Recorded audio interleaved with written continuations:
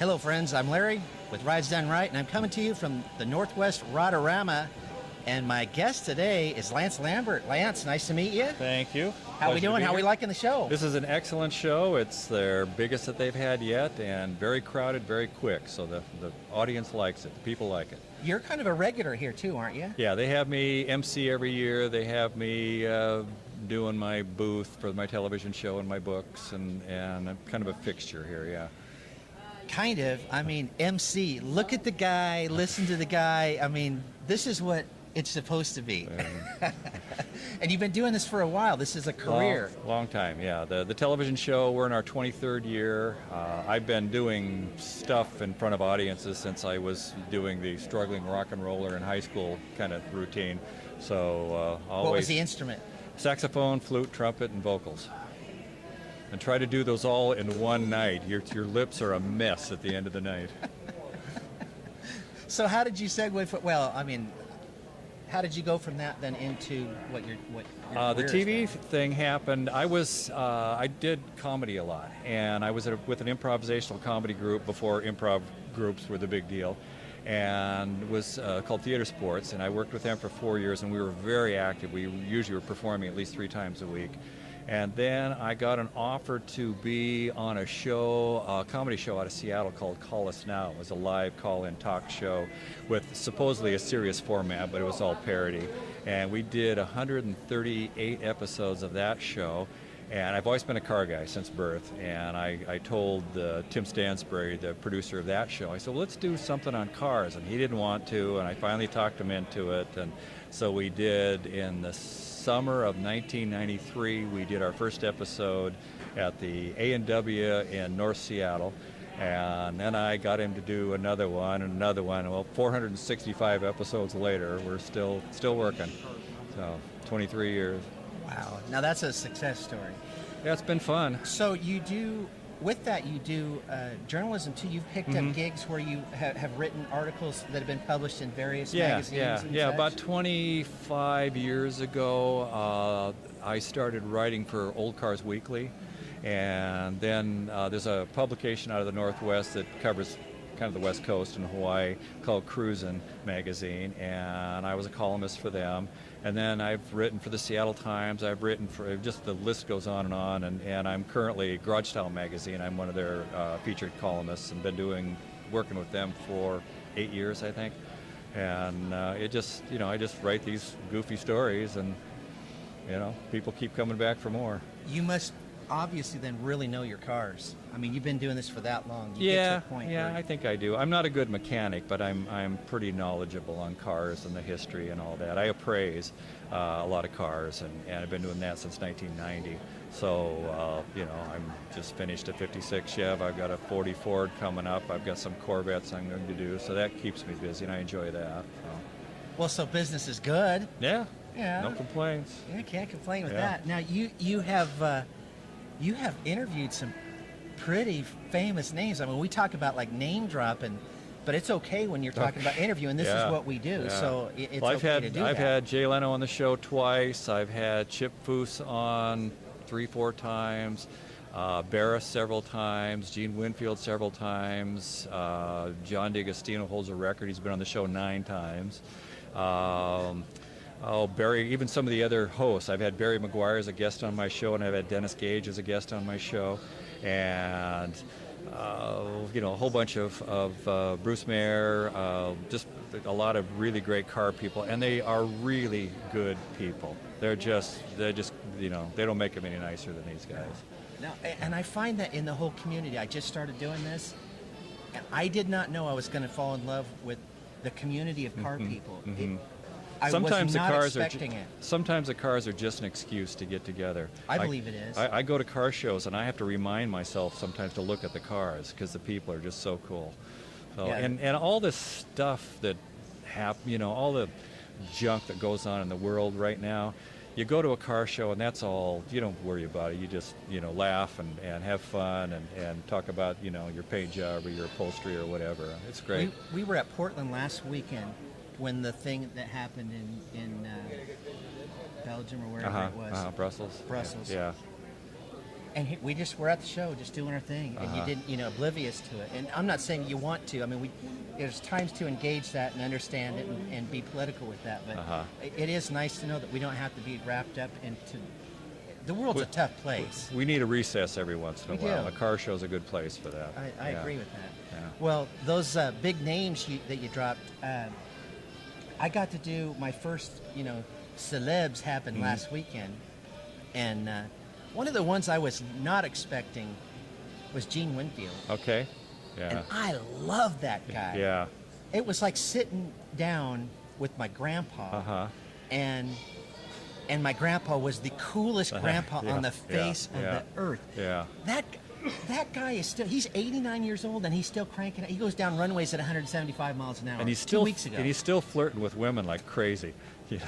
He always has some pinup hanging off him, and of course in that circle, like the Rat Rod circle in the pinup crowd, he's really, he's a big deal anyway, but boy, they just love him. Oh.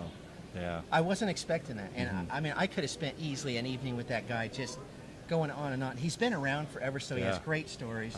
He seems like he's done kind of everything. He's met everybody. Well, when I was in junior high school, maybe even tail end of grade school, and getting the little books, the little car magazines, there was Winfield back then. And I've had him on the show several times, and nice guy, but one day, this is a little hero worship here, one day my phone rang, and it was Gene Winfield just calling to say hello, and it's like, Gene Winfield's calling me? This was pretty cool. You're kind of somebody when something like that starts happening. That's a pretty cool deal. It was really, really an honor. So.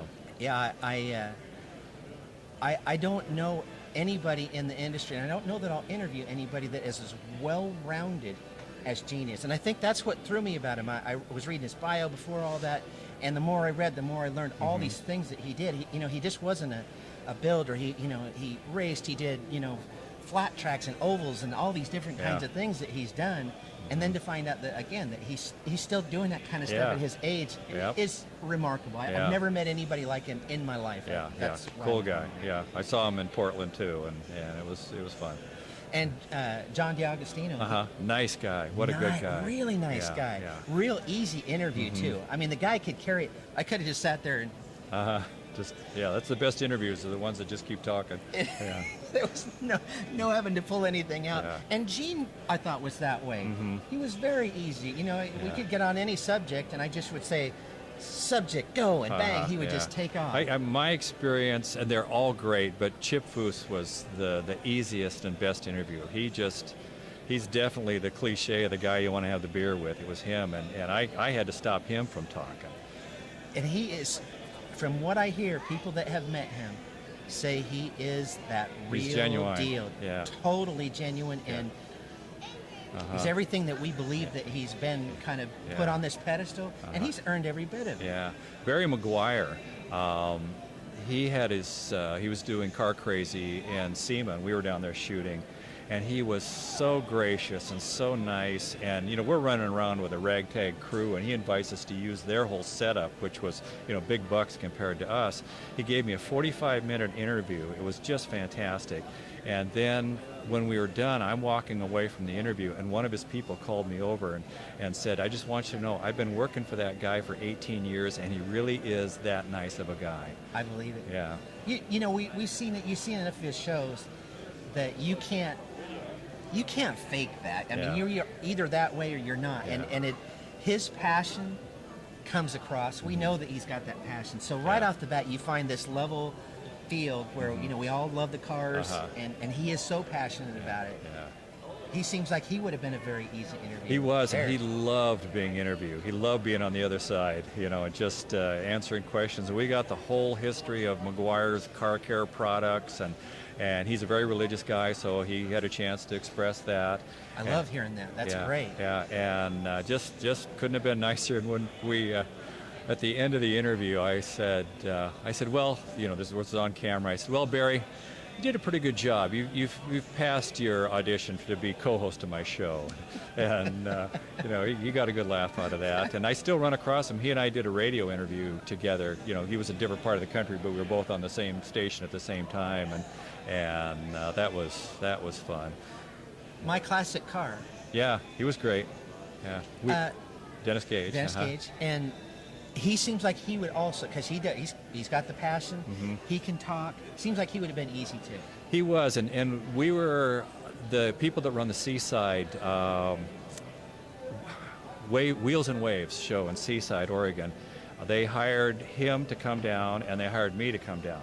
And so, I'd never met him, and so I walked up and introduced myself, and he's very, very nice, and he's way up the food chain from me, oh, yeah. and way up the pecking order. But the thing that I have to be careful of, my show's been around longer than his, but my show is similar to his because we have the same taste in cars. And this show, there were 500 cars at the show. Out of 500 cars, he and I were picking the same interviews. And there's a local guy here. He has a 60 T-Bird, or 61 T-Bird with a Starliner top on. I think that's a configuration. Dave Craig. And I was doing an interview with him, and Dennis walked up. I was going to do him. And then there was a Hot Rod Dixco milk truck that I had lined up an interview with, and when I got there, he was interviewing him. So we went back and forth. So then we did this silly bit. There was a car there, forget, a Willys or something, I forget, or Anglia, I think. And so we did this bit where he was the owner, and we didn't acknowledge who he was. And we just made up a name for him, and we just had this little banter back and forth, and it was real fun. But the neat part was he took the time after he was done. We spent probably 45 minutes, my wife and I, talking to him, and he just was, telling me, well, he was making a lot of recommendations, but he earned the right to do that, and because his show was national, and mine, I think I was on 2 stations back then, and he just was very gracious, very nice. So yeah, I love what he's doing too. You are an author, and one of the things I want to talk about is some of the books that you've done, okay. and you brought a couple of them. I do. Fenders, Fins, and Friends, Confessions of a Car Guy. And this is a compilation of stories that have been published in various newspapers and magazines over the past 25 years or so. They're all car related. The compliment I get, and off camera you mentioned the same thing, is I'm pretty much telling everybody's story. It's like, yeah, I read your book and it was just like stuff that I did, and so that's a lot of fun. And then this one just came out, Gears, Grins, and Gasoline. It's more of the same. It's a little. The reviews are great. This has been a bestseller on Amazon 3 times. It's hit #1 in the automotive book titles, which I'm pretty happy about. This one's getting even better reviews than this one.